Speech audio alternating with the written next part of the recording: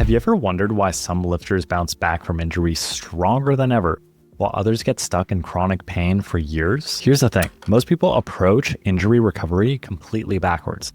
They focus on avoiding pain instead of understanding what their body is actually telling them. In the next 12 minutes, I'm going to show you why this happens and give you a simple approach to assess what your body actually needs to get back to heavy lifting safely. What's up, guys? My name's Gabe. I'm a kinesiologist, and I help lifters like you get back to training pain-free, not by avoiding the gym, but by actually using training as a tool to get you back. All right, so here's what no one talks about when it comes to injury recovery. And most people never figure out why the heck they got injured in the first place. Maybe you went to the doctor and your doctor said stop deadlifting. Maybe a rehab practitioner gave you some stretches.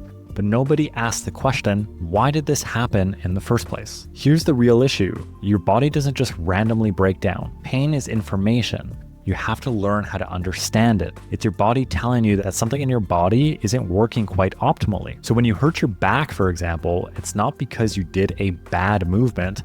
It's because somewhere in your body, maybe it's your hips, maybe it's your spine, maybe it's your shoulder, but something isn't moving the way that it should. And here's what happens when you just avoid movement and exercise. You never address these underlying restrictions. So when you eventually get back to lifting, guess what happens? The same compensation pattern is still there. The same restriction is still limiting your movement, and then you may get hurt again. So instead of just avoiding pain, we figure out what your body needs to move better. And here's how it works. First, we need to figure out where you're actually restricted. Once we know where you're restricted, we can start addressing it. Can you touch your toes? Can you squat to depth without pitching forward in your squat? Can you get your arms overhead without massively extending your back? Can you rotate from side to side? These simple tests, among many others, can tell us where your movement limitations are. And these restrictions are what may have led to your injury in the first place. Now, I posted a video on this last week. Injury prevention is literally impossible. It's a myth, but you can do things to minimize the chance of injury from occurring. Once we know where you're restricted, we could actually start addressing it. So if you can't touch your toes and you hurt your back deadlifting, we need to work on something in your hips to regain that mobility back. So you can have that posterior weight shift in order to access your hips and not use your back when you're deadlifting. And here's where most people get it wrong. They think mobility work alone will fix everything. But your body needs to learn how to also use the new mobility that we gain under actual load. So this is where we can start with movements that feel good and ranges that don't cause pain, and we gradually increase the challenge from that point. We're teaching your body how to move well and handle load at the same time. So let's say you hurt your back deadlifting. Instead of just avoiding deadlifts, here's what we can do. First, we could test your movement. Can you actually touch your toes? Can you get that posterior weight shift? Can you hinge at your hips without rounding your back? So we start there. So if we're using the deadlift example, you have pain with deadlifts. We restored your ability to access that posterior weight shift. You're moving a little bit better through the hips. You have some movement options. Now we can start loading it, because what I've often seen is that tight tissues are usually a result of your body protecting you because your position of your skeletal system is a little bit off. When your body perceives something as a threat, it's going to tension up those tissues. So we have to first restore your ability to access these positions before we start loading it. It's important to respect these order of operations, because if you don't do that, you're likely just going to be building on top of a broken foundation. And then you're just going to be taking one step forward and two steps back, which I see all the time. So once we actually access those motions, one exercise I really love to do, this is from Zach Couples' channel. He's an awesome guy. I'm really inspired by his work. So one exercise that he talks about is this hook line breathing. This is a great way to kind of restore position of the thorax and the hips kind of stacked on top of each other, which is really going to maximize your ability to access ranges of motions that you may not have been able to beforehand. So once we can restore this, now we can start doing some progressive loading. Now we could start adding some unilateral activities for your deadlift to enhance your ability to access these ranges under load too. So this is the difference between generic rehab and this kind of approach, because now we are using training as a tool to allow yourself to enhance your movement restrictions. So unilateral lifting is actually going to allow you to access more range of motion in your hips. So we could do stuff like landmine Romanian deadlifts, kickstand Romanian deadlifts. These are all awesome movements. You're going to feel your adductors, you're going to feel your glutes, you're going to feel your hamstrings. You're going to still be training hard and you're going to improve your mobility at the same time, which is awesome. And then once things are feeling pretty good, now we can kind of get back to that conventional lifting, the thing you actually wanted to do in the first place. Go for it. Lift heavy doing your conventional deadlifts.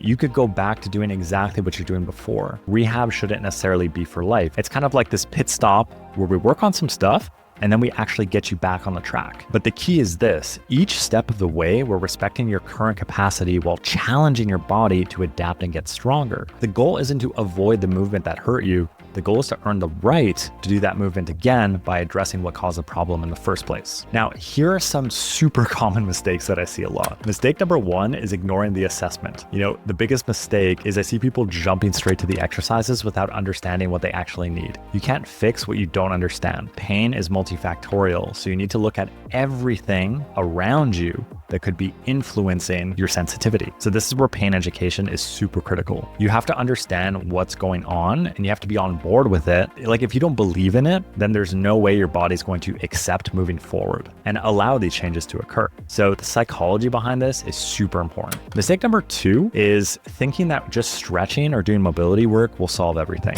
Like I said earlier, stretching, tight muscles and tight tissues are often a result of our bodies being in positions that may seem threatening to us or aren't stable for us because our body's smart. It's kind of this protective mechanism to keep things in order for us not to get hurt. Once your body learns how to control these new ranges of motion, now we could start loading it a little bit more. Mistake number three is this all or nothing thinking. And this is thinking you have to choose between pain-free lifting and being strong. You can have both. You just need to be smart about how you get there. You don't want to rush things. So just to recap everything here, step one, you want to assess your movement to identify restrictions. Step number two is address those restrictions with targeted exercise prescriptions. This is where I said, some unilateral, maybe some alternating, maybe some breathing work to restore your ability to move well. Step three, progressively load these patterns that you want to get back to. So let's say you want to get back to squatting. Well, you're not going to get back to squatting by doing bird dogs your whole life. I don't even like bird dogs, but I'm just using that as an example because you were probably prescribed bird dogs. Step number four is monitor your body's response and adjust accordingly. So it's not necessarily about pushing through pain, but you have to know how to work with pain.